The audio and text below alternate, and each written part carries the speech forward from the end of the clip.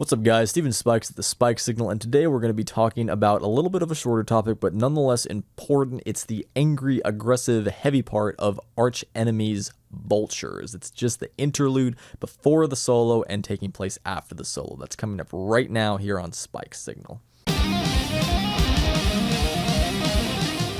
So as we talked about last time, there's a little bit of an intense, sort of aggressive, angry part right before the solo and after the solo, the melodic parts of the solo, that is, in the song Vultures. Now, I wanted to kind of break it down. There's not a ton of stuff to go into here lengthwise, but there is some very interesting stuff happening when it comes to how to interpret it and how to think about getting this sort of sound when we're writing our own music. So let's go ahead and get right to it. Now, I'm going to play a couple measures back from where the passage itself starts. So let's go ahead and get with it. Here we are.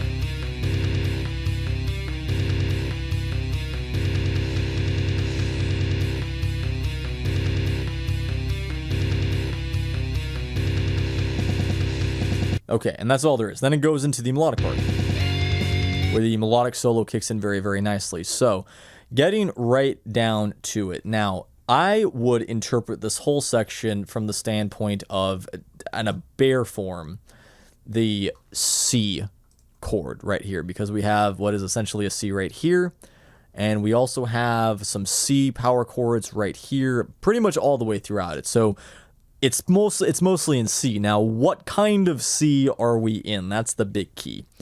I would argue that this whole section takes place in C major, which is funny, right? Because it sounds aggressive and angry as shit, don't it? Well, here's the kicker.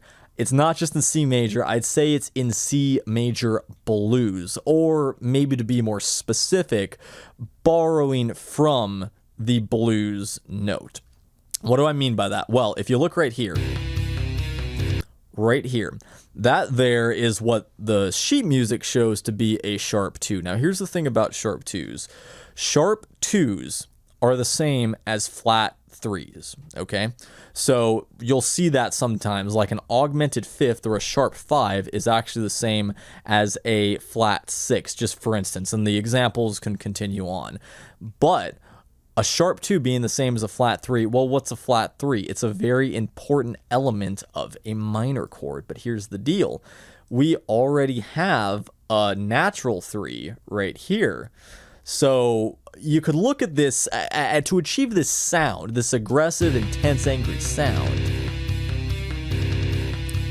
you can view it a few different ways. Now, one way is to view this sharp 2 actually as a flat 3 and acknowledge that this flat 3 is happening in the same time, or not literally the same, like hitting at the same time, but it's happening in the same measure, the same riff as a natural 3.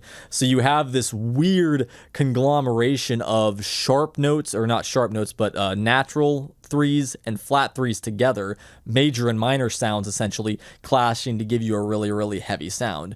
Or you can view this flat 3 as a sharp 2, as it's shown here. And where does the sharp 2 come from? Well, one place it comes from is from the major blues scale, okay? Now, the thing with that is that's always added to a pentatonic scale.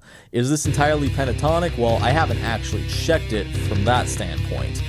But if it is pentatonic, and pentatonic, you know, 5 notes and everything like that, from the major perspective, you end up dropping the 7 and the 4.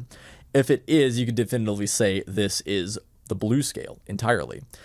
If it's not, and there is a 4 in there, and there's a 7 in there, and such like that, it'd be a little bit more hard to say that it strictly is a blues scale, but you can safely say that it is borrowing from that idea and such.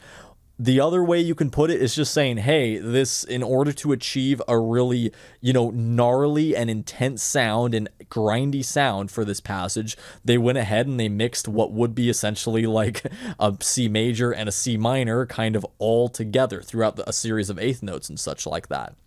That's another potentially valid way to look at it. The point is the sound. And to get this sort of really aggressive and intense sound, what you want to be doing is drawing on those accidentals like this one.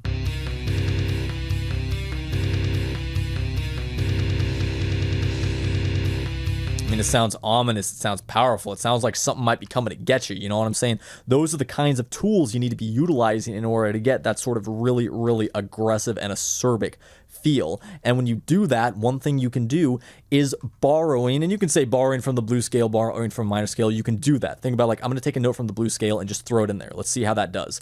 Or you can think, hey, I'm going to take basically what will be a triad of a major chord and a minor chord and stack those against each other in the same measures. And in one instance, I'm going to be hitting the natural 3, and in another instance, I'm going to be hitting the flat 3.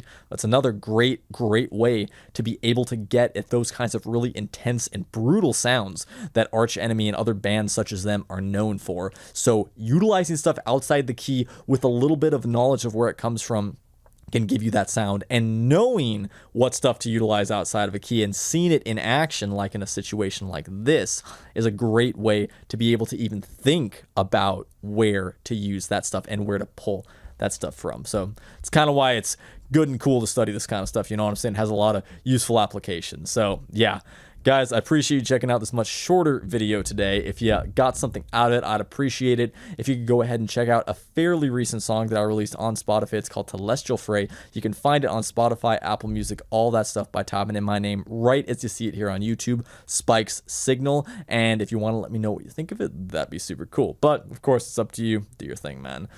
I'm going to be finishing up this song next time over the course of 1 or 2 videos, not quite sure exactly, but we're going to be getting into the solos, and there is a lot of solo to be had in this song. So if you want to see this be finished out and know everything that's going on in this song to make it sound the way it does from a standpoint of music theory, keep it right here at the Spike Signal. Thank you.